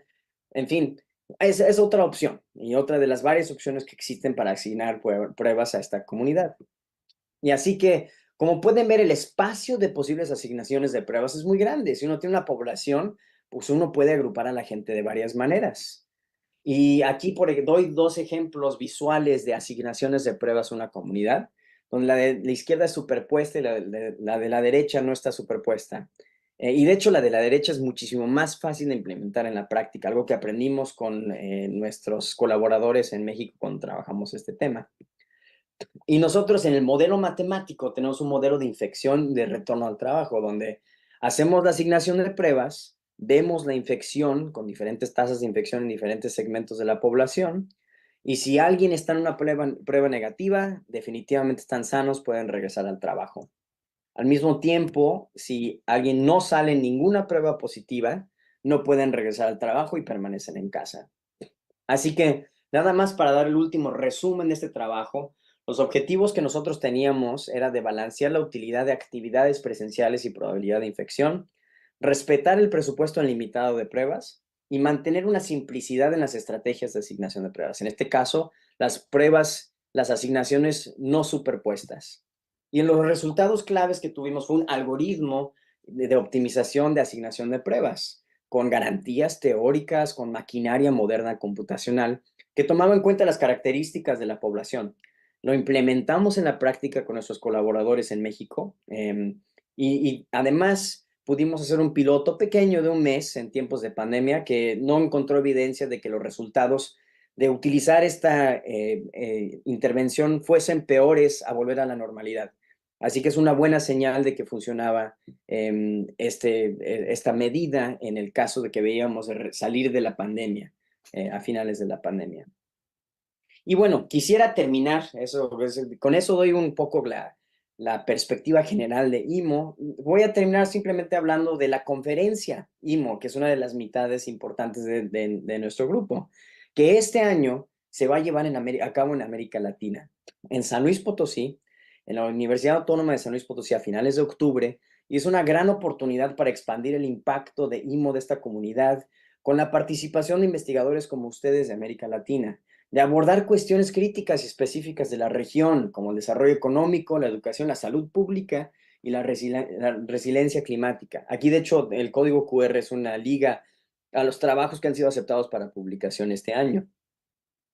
Y una cosa que quisiera destacar nuevo, hablando de innovación en infraestructura académica este año, es el hackathon social, algo nuevo que estamos, de hecho, impulsando este año, no es una competencia, sino es un llamado a la acción para la comunidad de IMO, trabajando con nuestros colaboradores locales para crear un conjunto de datos y un amplio contexto sobre temas relevantes en la comunidad, en este caso San Luis Potosí, México y América Latina, para llamar a la gente de nuestra comunidad a crear herramientas prácticas que puedan servir como un puente entre la investigación y la práctica. Y los equipos ganadores de este hackathon, esta competencia, la esperanza es que sigan colaborando con responsables de formulación de tomadores de decisiones en el ámbito público para implementar estas herramientas en la práctica. Y este año el reto del hackathon social que hemos creado es de cáncer de mama en México, que es el cáncer más común en mujeres en México, con tasas de incidencia altísimas en ciertos estados especialmente. Y lo que nuestros colaboradores en San Luis Potosí nos han demostrado es que hay vínculos significativos entre la contaminación del aire en contaminantes medioambientales y la incidencia de cáncer de mama en México. Y en particular, nuestros colaboradores locales de la Autónoma de San Luis Potosí han creado un conjunto de datos nuevo, lo han preparado con precisamente estos contaminantes ambientales e incidencia de cáncer de mama en México, como un posible punto de partida para trabajos que puedan hacerse en el hackathon social para presentar a la conferencia. Y aquí los últimos detalles logísticos que menciono es que los datos se están presentando en una plataforma de datos abiertos Open South, de hecho, que ha surgido de investigación en la comunidad IMO en África. Y la idea es que que la gente que quiera participar en el hackathon social, les invito a participar o compartir estos datos con sus comunidades, es de recibir propuestas de herramientas, de prototipos de herramientas a finales de septiembre que puedan abordar la temática de cáncer de mama en México. De hecho, tuvimos un coloquio virtual antier, que justo vamos a publicar en unos días en YouTube, con una conversación con profesionales de salud pública en México, en San Luis Potosí, y hablando de dónde podemos esperar que herramientas computacionales puedan ayudar con la gran multitud de problemas que existen en torno a cáncer de mama en el contexto latinoamericano. Y tendremos premios. De las propuestas, 3 finalistas van a ser escogidos para tener becas para viajar a la conferencia y presentar su trabajo ante un jurado que contendrá a investigadores de nuestra comunidad de San Luis Potosí, México, y de gente en la toma de decisiones a nivel de salud pública estatal o nacional en México. Y la idea es que los finalistas presenten y que a los ganadores se les dé no solo un premio, pero que también puedan darle seguimiento a este trabajo de implementar los prototipos a lo largo de los próximos meses después de la conferencia. Así que quisiera concluir nada más, de nuevo, y llamando la acción a esta comunidad y a América Latina en general, para mencionar que IMO está comprometido a la investigación interdisciplinaria con este impacto social. Invitamos a la comunidad académica latinoamericana que se una a este esfuerzo, y la participación en IMO del 2024 en San Luis Potosí es una oportunidad única para contribuir a estas conversaciones, a estas colaboraciones, y realmente juntos podemos aprovechar los algoritmos y estas metodologías interdisciplinarias para impulsar un cambio significativo para comunidades marginadas en el mundo, pero en América Latina en particular. Así que les agradezco muchísimo la invitación. Es un gran gusto platicar aquí. Aquí dejo mi contacto con código QR, email, mi sitio web. Estoy disponible para cualquier pregunta o que quieran platicar más colaboraciones o posibilidades de colaboración con la conferencia, con IMO en general. Encantado de platicar más. Muchísimas gracias de nuevo por la invitación. Hello, and thank you for taking the time to watch this video. My name is Julia, and I'm a consultant with the World Health Organization working on children's health and the environment. I'm so pleased to have been invited to speak at this Congress. Earlier this year, WHO was honoured to be invited to publish a short article in the journal Revista de Salud Ambiental on the continuing importance of children's environmental health to global public health. Today, I'd like to briefly discuss why children's environmental health remains an important topic of global health and how the healthcare sector plays key roles in protecting children from environmental hazards. The importance of a clean environment was underscored 1 year ago in August 2023, when the UN Committee on the Rights of the Child issued new guidance for governments to take action to protect children in the face of the climate crisis. This was the first time that the committee affirmed children's right to live in a clean, healthy, and sustainable environment. It goes further than the original 1989 text of the convention, which included children's right to clean drinking water, and it provides legal guidance on how children's rights are impacted by a specific topic or area of legislation. The committee also supported accountability measures for harm done to the environment and urged member states to take immediate action to curb climate change, including phasing out the use of fossil fuels. children hold a special place in our global societies. The world they inherit is one shaped by adults and past generations. But today's children will build our futures. More than a quarter of the world's population is under 15 years of age. And children have special and unique vulnerability to environmental hazards. Harm from environmental hazards early in life may have lifelong consequences. It's imperative that children have healthy environments in which to grow, learn, and thrive. But WHO's most recent global data found that more than a quarter of all deaths in children under 5 could have been avoided if environments were cleaner, healthier, and safer. It's clear that protecting children from environmental hazards is a priority for the healthcare sector. The most prevalent causes of child mortality continue to include diarrheal diseases, malaria, and respiratory infections, as shown on this slide. These diseases all have strong links to the environment, particularly poor access to clean water and safe sanitation and hygiene facilities, vectors of disease, especially mosquitoes, and both indoor and outdoor air pollution.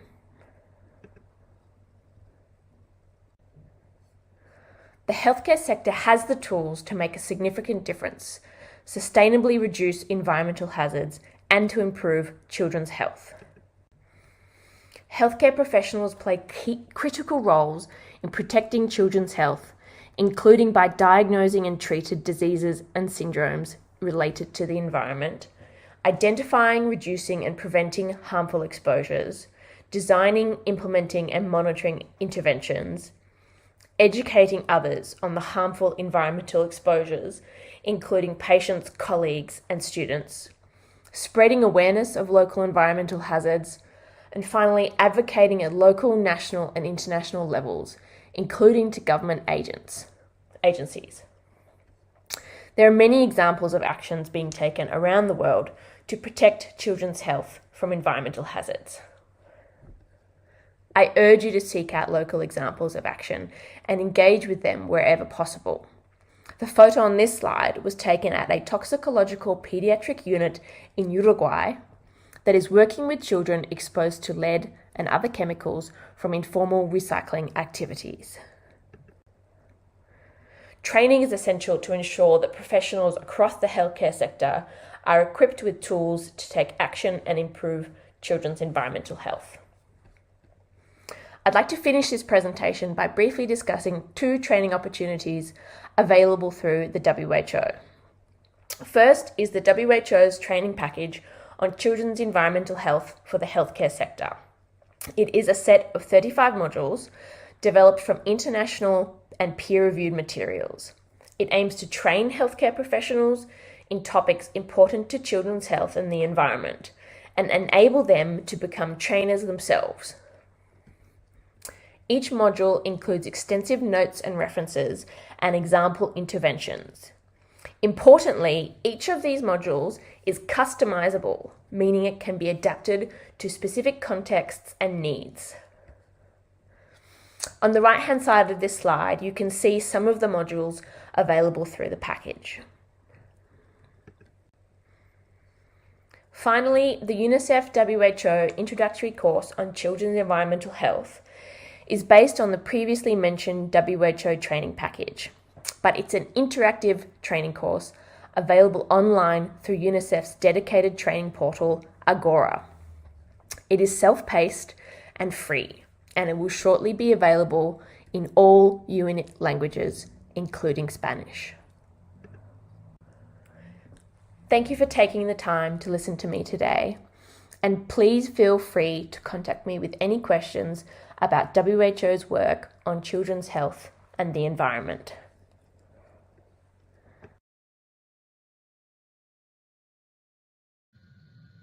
Hola, ¿qué tal? Mi nombre es Guillermo Espinosa Reyes, soy profesor e investigador de la Universidad Autónoma de San Luis Potosí y les agradezco el tiempo que me brindan para poderles presentar en este congreso un trabajo que hemos venido realizando desde el 2018 en una región de San Luis Potosí.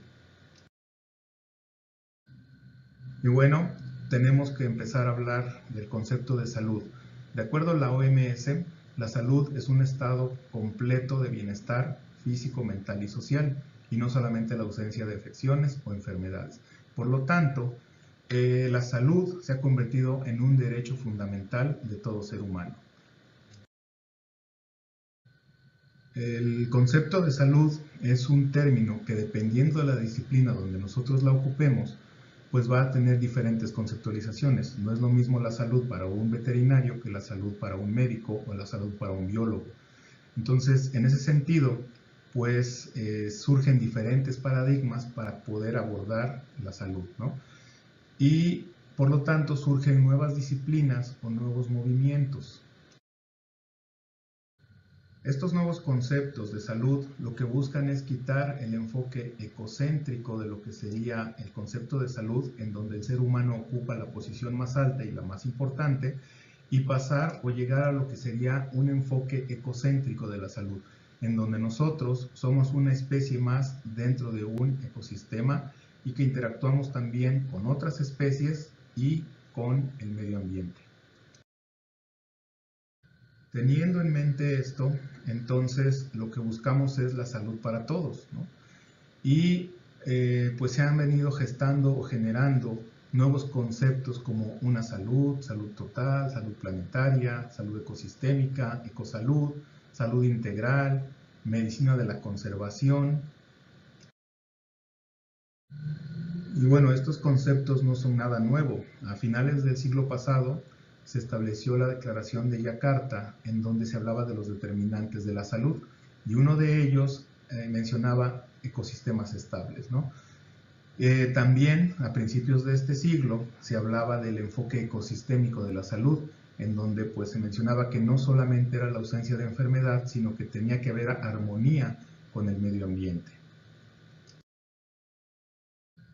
Y más recientemente, bueno, pues en el 2016 se estableció el Día Internacional de una Salud. Esta se celebra el 3 de noviembre y pues tiene como objetivo concientizar de que pues la salud no solamente es importante la salud del ser humano, sino también la salud de los animales y la salud ambiental. Por lo tanto, tomando como base lo anterior, pues el objetivo sería entonces encontrar o lograr la salud ambiental, la salud de la biota y la salud humana. Una vez mencionado lo anterior, pasamos ahora a lo que es el estudio de caso. Este se lleva a cabo en la Ciénaga de Tamazopo del 2018 a la fecha. Bueno, el sitio donde estamos trabajando es un humedal. Entonces, un humedal se define como una porción de tierra que tiene la peculiaridad de estar inundada de forma permanente. En este caso puede haber pantanos o ciénegas, como es el sitio donde estamos trabajando, turberas, marismas, manglares, y pueden ser de agua dulce o de agua salada o agua salobre. También puede haber humedales artificiales que son creados por el humano, en este caso embalses, estanques, etc. Son ecosistemas que aproximadamente cubren 12.1 millones de kilómetros cuadrados a nivel mundial.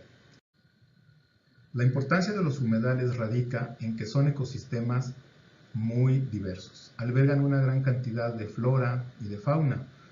Además, se encargan de regular el ciclo hidrológico y también de regular diversos factores climáticos. Además, nos proveen de una gran cantidad de recursos indispensables para la vida, como por ejemplo el agua, el alimento, nos proveen materiales para la construcción, etc. Sin embargo, los ecosistemas de humedal son muy vulnerables. Actualmente están en grave riesgo de desaparecer, principalmente por la fragmentación del hábitat. Y debido a la importancia que tienen los ecosistemas de humedal, es que el 2 de febrero se estableció como el Día Mundial de los Humedales, y este se celebra a partir de 1997, y el objetivo de esto es generar conciencia para conservar este tipo de ecosistemas.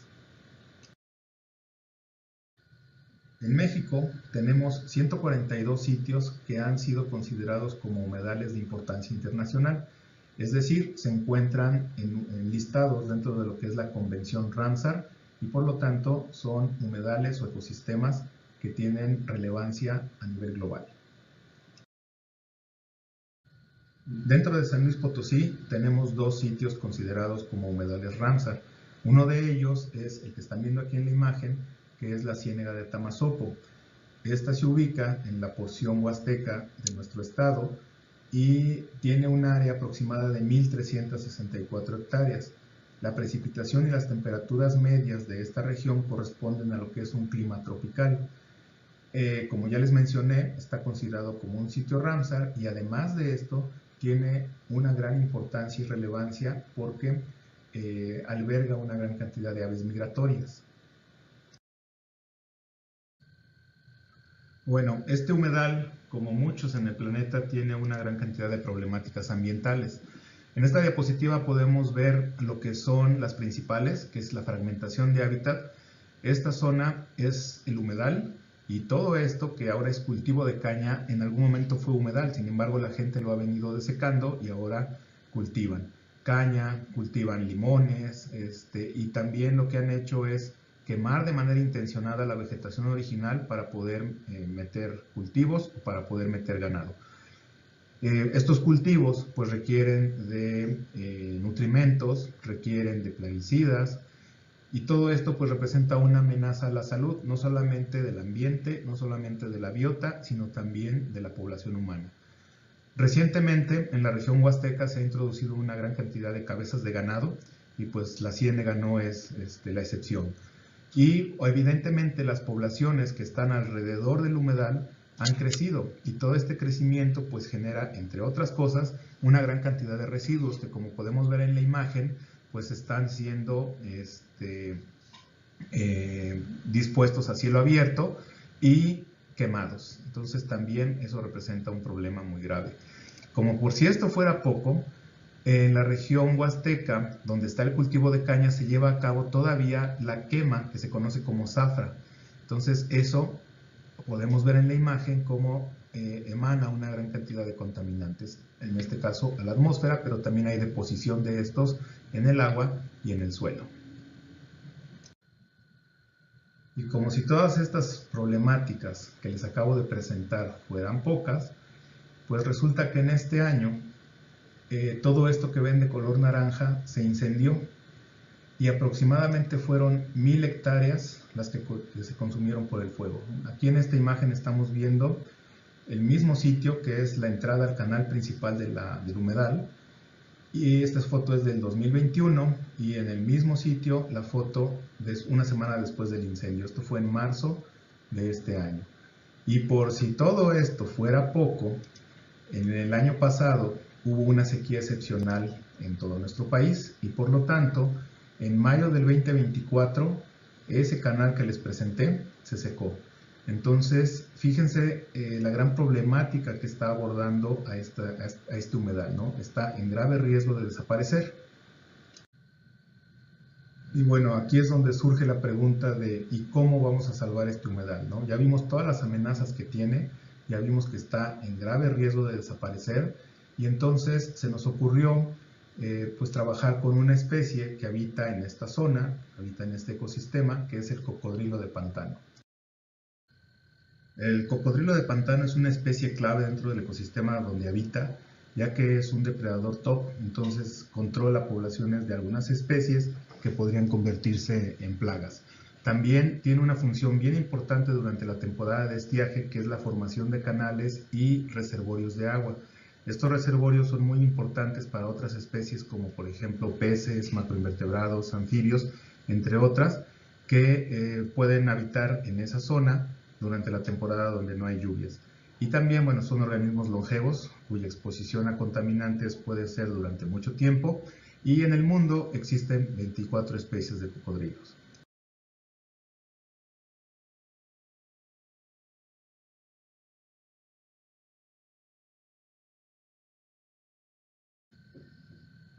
En México tenemos 3 especies de cocodrilo. Uno es el cocodrilo de río, otro el cocodrilo de pantano, Crocodylus moreleti, que es con el que estamos trabajando aquí en San Luis Potosí. Y finalmente tenemos a una especie de caimán, que es el caimán crocodilus, que solamente habita en la zona de Chiapas y una porción de Oaxaca. Para conocer el estado de salud de la población del cocodrilo, lo que teníamos que hacer era recorridos nocturnos. Estos recorridos se hacen en una lancha y se va observando con una lámpara el camino para observar a los cocodrilos. En esta imagen podemos ver cómo se refleja la luz en los ojos de los cocodrilos y se emana una tonalidad naranja, y de esta manera los podemos ubicar. Una vez que ya los teníamos ubicados, el siguiente paso era capturarlos. Aquí en este video estamos viendo a un cocodrilo de unos 2,20 metros que capturamos con la ayuda de una pértiga, como esta que están viendo en la imagen. Cuando los cocodrilos son más pequeños, los capturábamos de manera manual, como esta imagen que estamos viendo. Y una vez que ya teníamos capturado al cocodrilo, lo que hacíamos era tomar diferentes medidas morfométricas con las cuales nosotros podemos conocer el estado de salud de los organismos. Entonces, entre las más importantes, pues tenemos lo que es el largo total, el largo hocico-cloaca y la base del perímetro de la cola. Una vez que ya teníamos capturados a los cocodrilos y ya les habíamos tomado el registro morfométrico, lo que seguía era marcarlos. Existen varias formas, una de ellas es a través de grapas que ya vienen numeradas, sin embargo son marcas que pueden potencialmente perderse.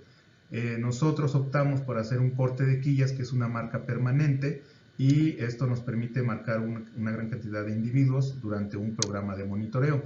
Ya que los marcábamos, obteníamos una muestra de sangre para poder hacer el análisis tanto de biomarcadores de exposición como biomarcadores de efecto. La sangre la obteníamos de los senos cervicales. Como resultados, aquí podemos observar en el ambiente, se analizaron en sedimento contaminantes orgánicos persistentes y encontramos una concentración importante. También, derivado de la zafra, decidimos analizar en agua hidrocarburos aromáticos policíclicos y pues encontramos un claro patrón de que durante la temporada de zafra la concentración es mayor en comparación con la temporada en la que no existe la zafra. Este es un monitoreo de 3 años y también lo estamos haciendo en sedimento. En el caso de los cocodrilos, propiamente en el plasma, hicimos también el análisis de la exposición a estos contaminantes. Si están en el ambiente, pues esperábamos que estuvieran en los cocodrilos también. Entonces, aquí encontramos también COPS en plasma de cocodrilo y encontramos hidrocarburos en plasma de cocodrilo. Estos los comparamos con una UMA en Veracruz, en donde los cocodrilos están bajo condiciones controladas. Una vez que ya habíamos visto que había contaminantes en el ambiente, contaminantes en los cocodrilos, la pregunta era, ¿y qué efectos existen? Entonces empezamos a evaluar algunos, como por ejemplo anormalidades nucleares, y encontramos que los cocodrilos de vida silvestre tenían una mayor cantidad de anormalidades nucleares, y también evaluamos el daño al material genético a través del ensayo Cometa. Y aquí podemos ver claramente cómo hay un incremento del daño a medida que van creciendo los cocodrilos, a medida que son más longevos. Y bueno, estamos presentando efectos, sí. Sin embargo, ¿se acuerdan del índice de condición y de las medidas morfométricas que les mencioné? Bueno, con eso podemos nosotros calcular el estado de salud del cocodrilo, conocido como índice de condición de Fulton, y aquí lo que vemos es que los cocodrilos de vida silvestre tienen una tendencia a presentar excelente o buena condición física en comparación con los de la granja, que a pesar de que tienen alimento cada tercer día, de que están bien cuidados, pues los cocodrilos están hacinados y hacen poco ejercicio. Entonces, aquí claramente se ve cómo los cocodrilos de vida silvestre presentan un mejor estado de salud de manera general. Y hablando de la salud poblacional, pues con estos monitoreos nocturnos, lo que pudimos determinar fue el número de cocodrilos que potencialmente podrían habitar en la ciénega. Y estamos viendo que es una muy buena cantidad de cocodrilos los que están presentes. Entonces, la población puede ser sujeto a ser aprovechada. También hicimos un monitoreo utilizando un dron sobre un área importante del humedal, y aquí lo que tratamos de encontrar fue los nidos. Aquí registramos 6 nidos de cocodrilo, lo cual es muy bueno para esta población. Entonces sabemos que son animales que están en estado reproductivo y que tienen las condiciones necesarias para poder poner huevos, ¿no? Para poder hacer sus nidos. Un nido de cocodrilo es como este que estamos viendo aquí en la imagen. Son muy sencillos de localizar mediante el dron, porque son montículos de vegetación seca apilada. Entonces aquí podemos ver claramente la presencia de 2 nidos. Una vez que ya definimos que el estado de salud de los cocodrilos es adecuado y que la población estaba en óptimas condiciones, entonces la estrategia que queremos utilizar es establecer una UMA. Una UMA es una unidad para el manejo y conservación de la vida silvestre, y en este caso la población de la Ciénega de Cabezas tiene las características adecuadas para poder ser aprovechado de manera sustentable. Estos programas de conservación y manejo no son nada nuevo en el país, ya existen protocolos, metodologías. Lo que nosotros estamos haciendo es contextualizar estas metodologías a lo que es el humedal en el que estamos trabajando. Los programas de conservación se dividen en 3 fases, que es metas a corto, a mediano y a largo plazo. En este momento nosotros ya sabemos cuál es la densidad poblacional de cocodrilo, ya sabemos que es sujeta a aprovecharse, ya sabemos también que la gente quiere o está consciente de que puede aprovechar el recurso. Principalmente han pensado en ecoturismo, pero pueden haber otras opciones, ¿no? También se empezó ya a diseñar junto con las personas de la comunidad lo que son diseño de rutas o de canales para poder navegar y que los turistas puedan acceder fácilmente al humedal. También, bueno, pues ya se tiene lo que es el responsable técnico, que va a ser el encargado de hacer todo el registro ante la Secretaría del Medio Ambiente y Recursos Naturales de aquí de México, que es la Semarnat.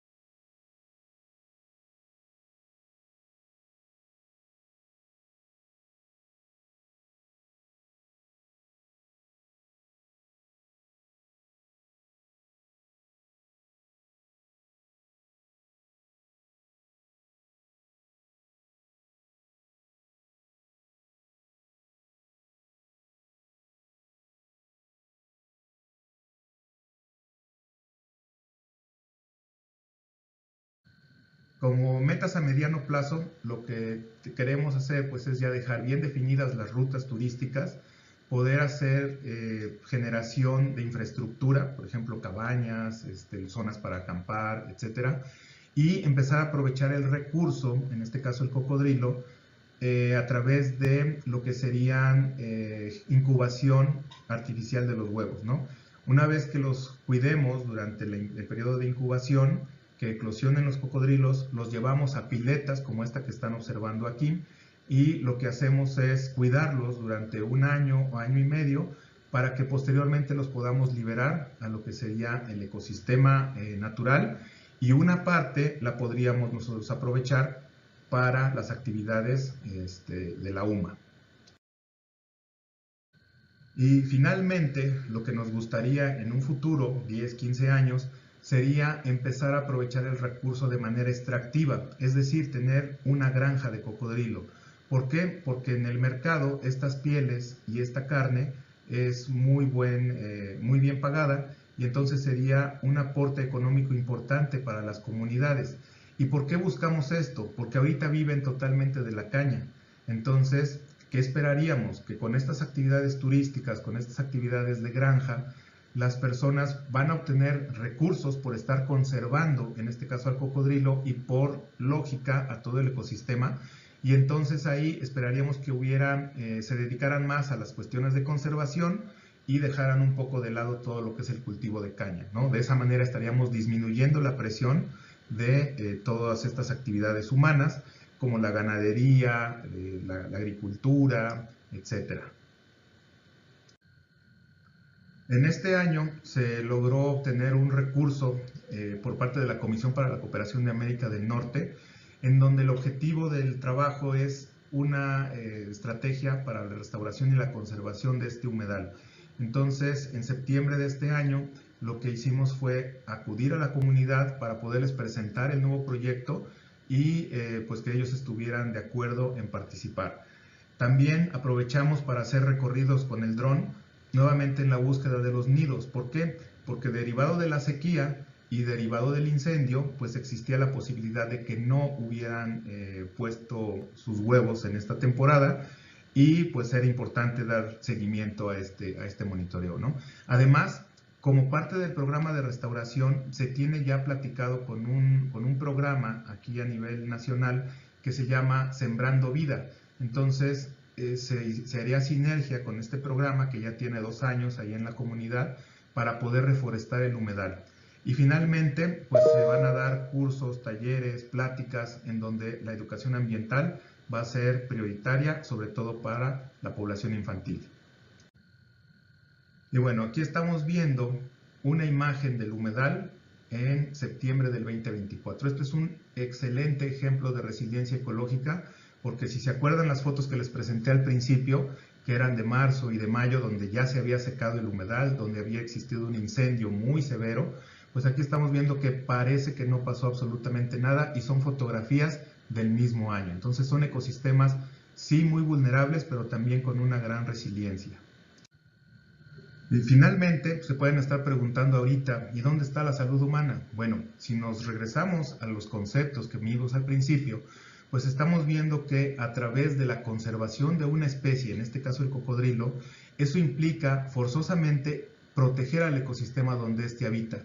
Y por lo tanto, estamos cuidando al cocodrilo, pero también protegemos a muchas otras especies, tanto de flora como de fauna, incluido al ser humano.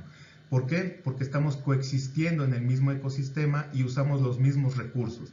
Entonces, en algún momento de estos proyectos que estamos realizando ahí, vamos a trabajar obviamente con población humana para ver si están expuestos a los contaminantes, para ver qué efectos están generando, pero estamos dando el primer paso a través del estudio de riesgo ecológico mediante una especie clave como lo es el cocodrilo de pantano. Y no me queda nada más que agradecer a muchas personas que han participado en este proyecto, desde profesores, investigadores, alumnos de pre y de posgrado que han participado en alguna fase de este proyecto. Y bueno, pues este es el proyecto que hemos venido realizando en la Huasteca Potosina, y pues les dejo mi correo electrónico para si en algún momento quisieran contactarme, y les agradezco mucho la atención que han puesto en esta presentación. Hasta luego.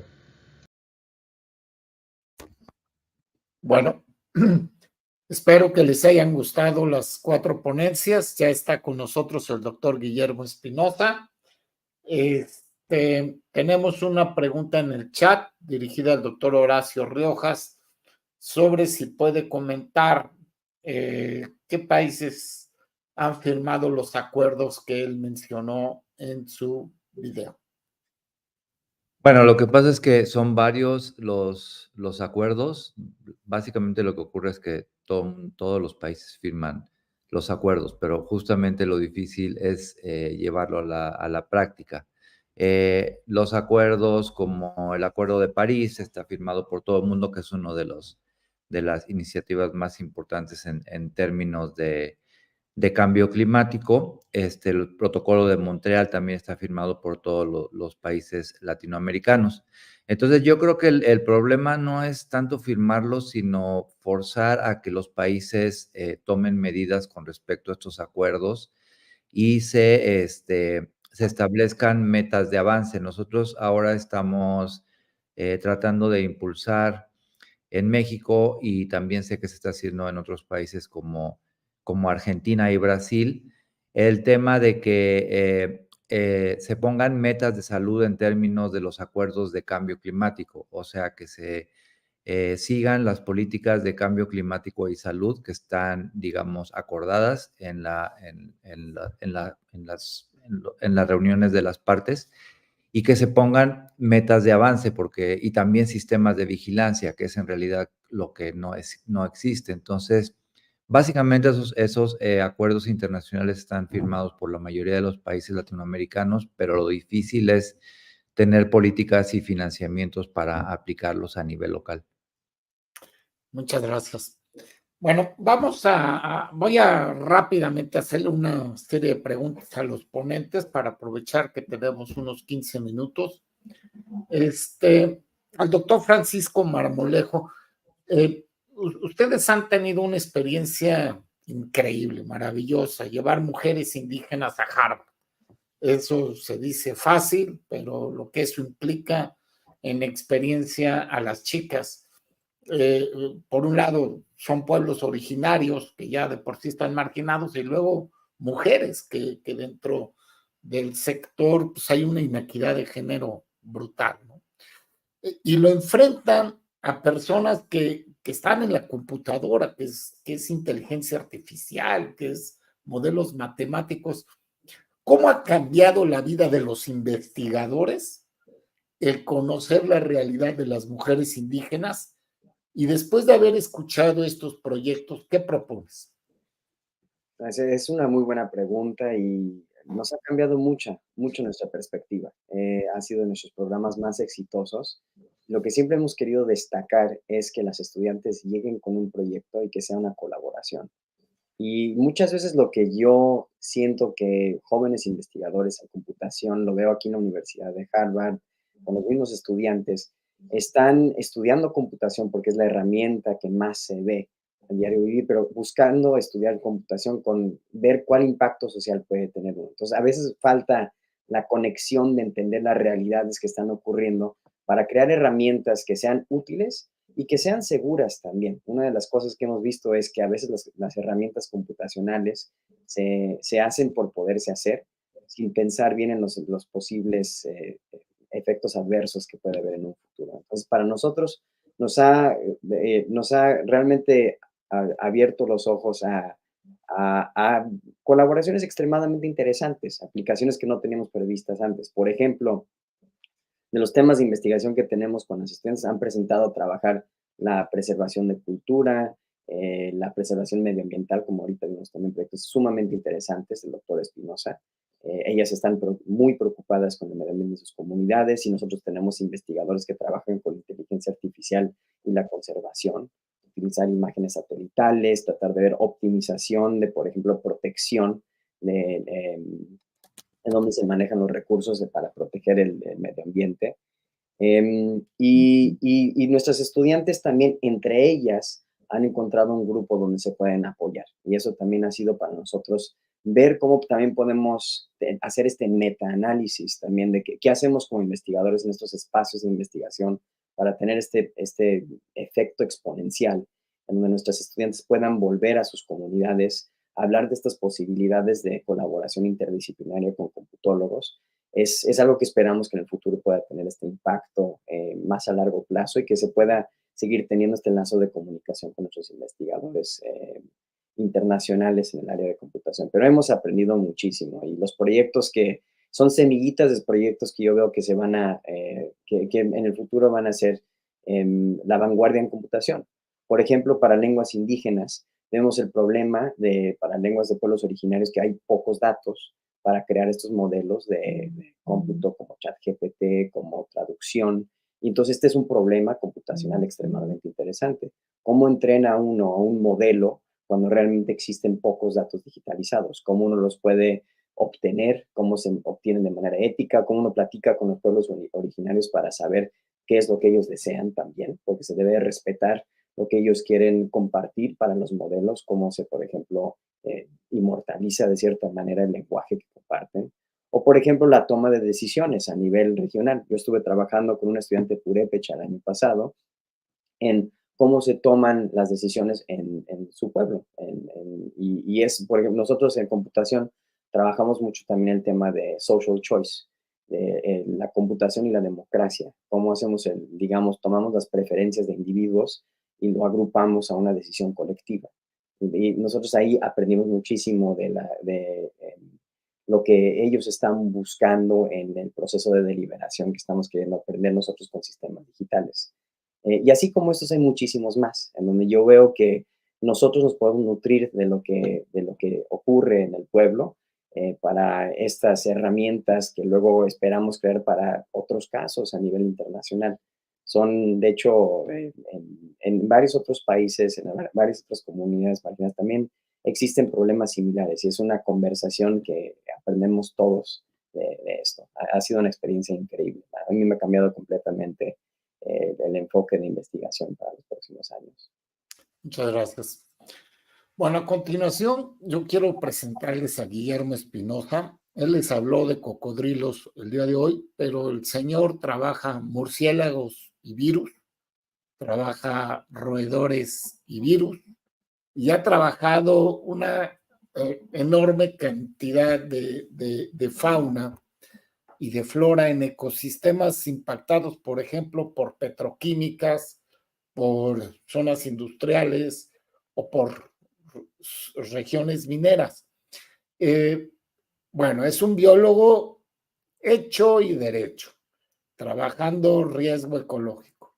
Pero el doctor Espinosa también tiene otra cualidad. Es el secretario de planeación de una facultad de medicina, sí, de salud humana. Entonces yo quiero preguntarle a Guillermo, ¿cómo un biólogo trabaja salud humana y cómo ha impactado eso en tu disciplina y cómo ha impactado en los médicos la tuya? Y si tú propones un nuevo estado de salud, una nueva disciplina de salud, ¿qué propones? ¿Un nuevo profesional de salud? Ok, bueno, gracias. Buenos días a todos. Pues realmente ha sido un reto. Como bien dices, yo soy biólogo de formación y biólogo de campo. Entonces, pues yo nunca me imaginé estar en una facultad de medicina y mucho menos ser pues un secretario de esta facultad, ¿no? Entonces, en ese sentido, creo que me ha costado mucho trabajo. Ha sido muy difícil, pero poco a poco también creo que la gente ha venido cambiando su forma de pensar. El hecho de lo que presentó el doctor Horacio, por ejemplo, al principio, y lo que presenté al principio de mi plática, pues era básicamente el concepto de salud que ha venido cambiando, ¿no? Que ya no es tan egocéntrico, que ahora estamos pensando más como somos parte de un ecosistema. Y pues esa es la clave, empezar a picar piedra, decir, tenemos que modificar este tipo de conceptos, porque sabemos que no puede haber salud humana en un ambiente que no esté sano. Entonces, estamos estrechamente relacionados y esa es la clave. Por eso, en mi plática terminaba diciendo que estamos, ¿dónde está la salud humana, no? En el caso del humedal, pues realmente estamos empezando al revés. La mayoría de las veces, recuerdo cuando yo llegué aquí a San Luis Potosí, era la aproximación primero en la salud humana y después veíamos así como de lado, nada más, qué está pasando con los ratones, qué está pasando con las plantas, ¿se están afectando o no? Y poco a poco hemos venido modificando esto y pues ahora los abordamos de manera simultánea para hacer el estudio integral o empezamos con la fauna, ¿no? Que es el caso del humedal. Entonces, en ese sentido, creo que vamos pues cambiando poco a poco las mentalidades. Y en cuanto a los profesionales de salud, bueno, en este caso, pues nosotros precisamente tenemos o contamos con una licenciatura que es única en este caso en América. ¿Por qué? Porque contempla precisamente esto, la integración de la salud humana y la salud de la biota y del ambiente. Entonces, los chavos tienen un enfoque multidisciplinario que difícilmente se puede ver en las unidisciplinas como medicina, médico veterinario, biólogos, etc. Entonces, creo que esta es una excelente oportunidad para que licenciaturas como esta, con enfoques diferentes, novedosos, pues se abran al mundo y empiecen a tener mayor auge, ¿no? Entonces, creo que vamos bien, pero pues tenemos que seguir trabajando. Muchas gracias, Guillermo. Horacio, ya le diste las conferencias, ya diste la tuya. ¿Cuál es el futuro de la salud pública? ¿Convertirse en salud planetaria? Y entonces quiero que nos hables más de tu programa en el Instituto Nacional de Salud Pública y en esta nueva red de especies que tiene. Sí, muchas gracias por la oportunidad. Sí, yo creo que lo que nosotros estamos diciendo y argumentando es que bajo la crisis ambiental actual, la salud pública necesita reconceptualizarse y renovarse. Y es por eso que en el instituto ahora el programa de salud planetaria es un programa especial. Solamente tenemos 2 programas especiales y este es uno. El otro es el de pueblos indígenas. Y en esta reflexión colectiva que hemos hecho en el instituto, pues hemos llegado a la conclusión de que tenemos que tener este programa transversal en el que están participando diferentes áreas de la salud pública. Este programa nos ha servido para integrar áreas de la salud pública como los sistemas de salud, la investigación sobre enfermedades transmitidas por vectores, desde luego el tema del Centro de Investigación en Nutrición. Entonces, digamos que estas nuevas formas transdisciplinarias de ver la salud pública y sobre todo frente a la crisis ambiental, nos ha permitido enriquecer la colaboración entre disciplinas de la salud pública y otras disciplinas que no son de la salud pública, frente a retos urgentes como la crisis ambiental y la crisis climática. Entonces, creo que ha sido un acierto en el instituto tener este programa transversal, transdisciplinario, multicéntrico y además con colaboración externa. Y en esta parte de la colaboración externa es que hemos y estamos construyendo esta red que se llama la Red de Especies, que es la red de estudios en salud planetaria en escenarios sindémicos, que nos ha permitido a través de una organización por nodos integrar investigadores y tomadores de decisiones y comunidades de diferentes regiones del país. Rápidamente, en menos de un año, esta red ha crecido y se ha fortalecido bastante.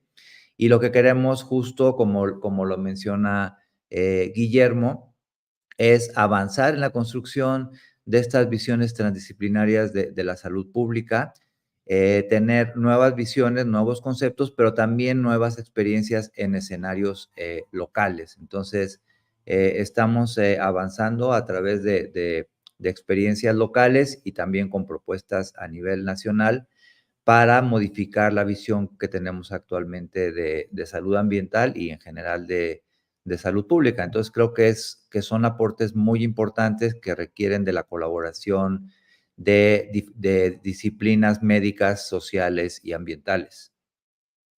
Muchas gracias.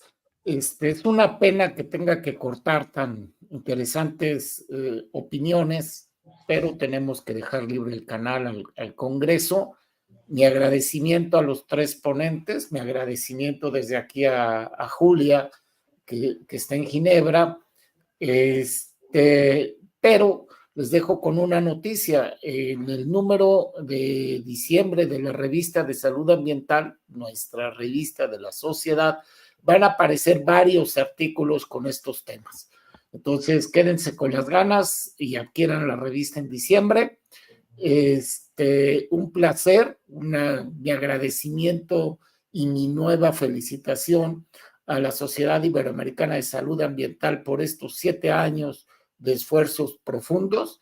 Esperemos que dentro de 7 años Salud Planetaria haya ido más allá de la salud ambiental. Un abrazo a todos, muchísimas gracias y tengan feliz congreso. Otra vez mi gratitud a los ponentes. Muchas gracias, hasta luego, que estén bien. Hasta luego, gracias.